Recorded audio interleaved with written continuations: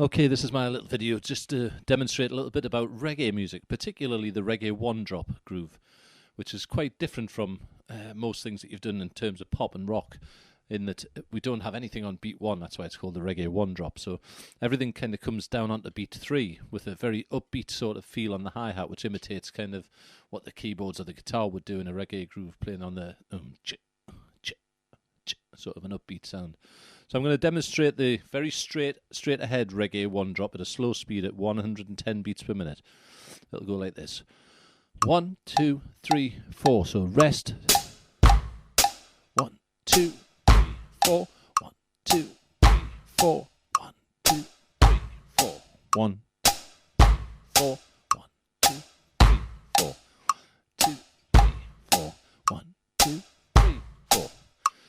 So, like I say, when you're coming down onto it's cross stick all the time in reggae. It's a really characteristic part of the groove in reggae is to play a cross stick sound. That sound. Now, quite often the swing the rhythm. So, to make that simple groove that we've just done into a more of imply the triplet sort of swung feel, you'd just play it like this: 1, 2, 3, 4. Rest. 1, 1, 1. So 1, 2, 3, 4, 1, 2, 3, 4, 1, 2, 3, 4, 1, 2, 3, 4, 2, 3, 4, 4. So 1, 2, 3, 4, 1, 2, 3, 4. Typically you do a fill now. This is the swung version.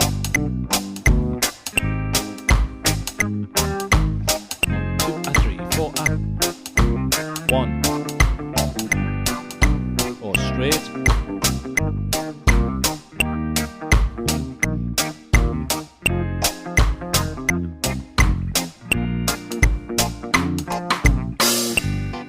Okay, so that's the two main sort of feels of the Reggae One Drop, either swung with a little bit of a broken triplet on either side of the cross stick on beat 3, or just straight off the beats.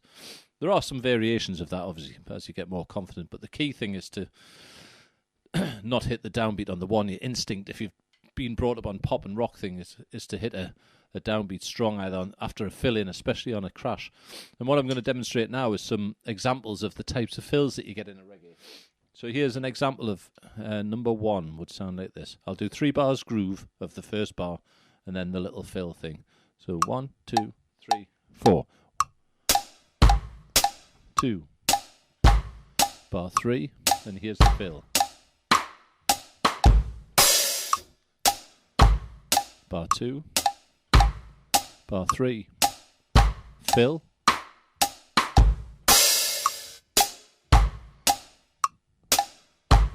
bar 3,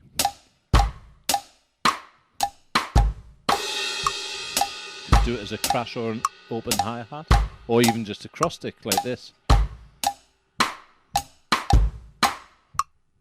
Just remember to miss out beat 1 when you go back to the groove.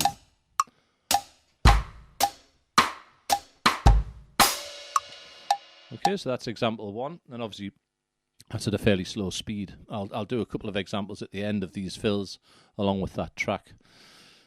Number 2, this one's a little bit more involved. It's got a drag on the beginning of beat 1.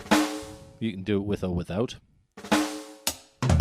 So that's how it sounds. That little drop onto the beat 3 of on the bass drum is preceded just by a left-right foot. Like a drag, really, but you're doing it between the tom-toms. So that's how this one goes. 1, 2, 3, 4. Again, 3 bars of the groove. This is the third.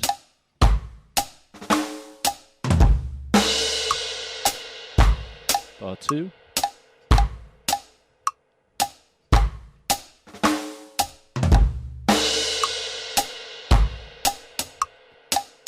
Swung version.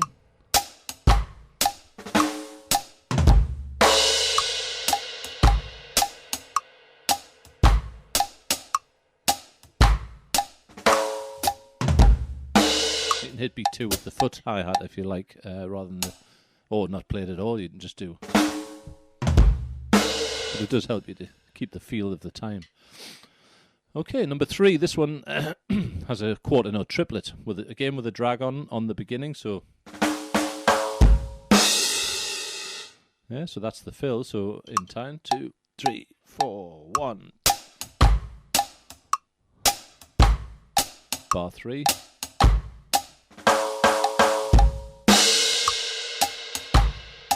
Again, left hanging on the last beat.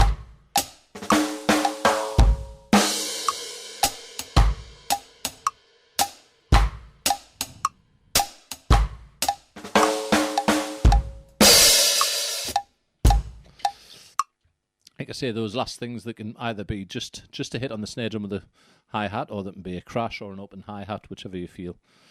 Number 4 is a similar sort of thing, but this has got a slight variation on the phrase at the end. We're going to hit on the and of 4 this time, so it's a bit more busy, this one. So I wouldn't probably use this all the time, but it's quite nice if you just sort of want to increase the intensity a little bit.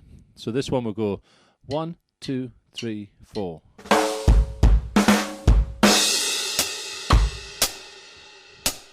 Actually, I'll put the 1, 2, 3, 4. So bar 3.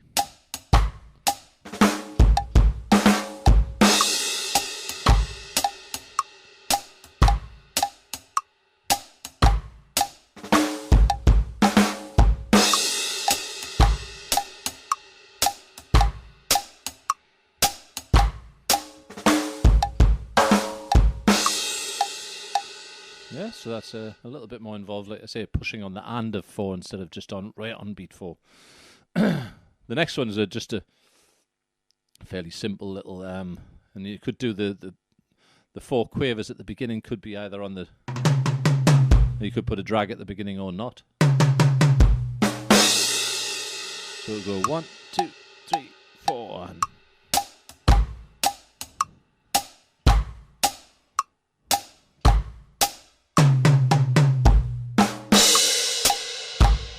so you can introduce straight quavers for a bit of variety, or you can swing them like that.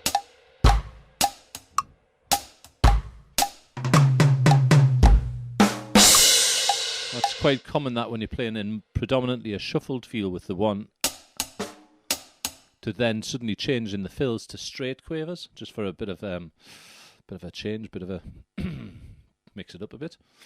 And number 6, this one you might want to practice the inverted paradiddle diddle exercise, which is if you look at the group of 6 and you played that round and round, it will be right, left, left, right, right, left, right, left, left, right, right, left, right, left, left, right, right, left, right. Oops. And that would be in a group of 6. So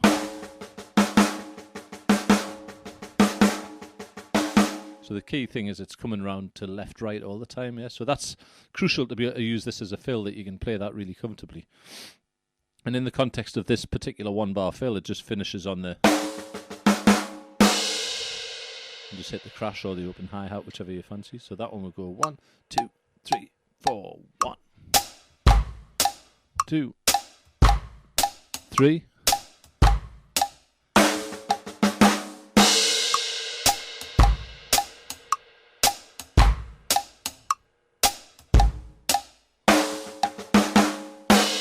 It's just getting that triplety sounding very, very controlled, and that's something that you'll get better if you practice the actual.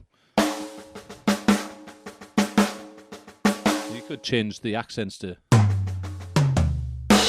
you can mess around with how you voice it around the drums, but the key thing is getting the louds and the softs quite significantly different from each other. So very light on those double strokes in the middle of the triplet. Okay, I think what I'm going to do now is I'm going to put those into context and just play along with this backing track that I put on earlier, and just play these fill-ins as they would sound in context with a bit of the track. So I'll do 4. It's in a 4-bar sequence, so these could be every 4th bar as they're written. So here we go. Oops, where is it? There we go. So 1, 2,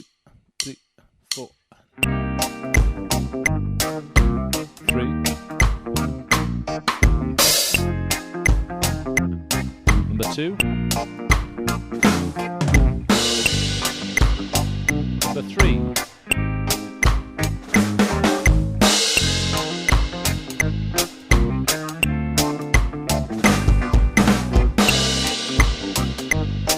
Five.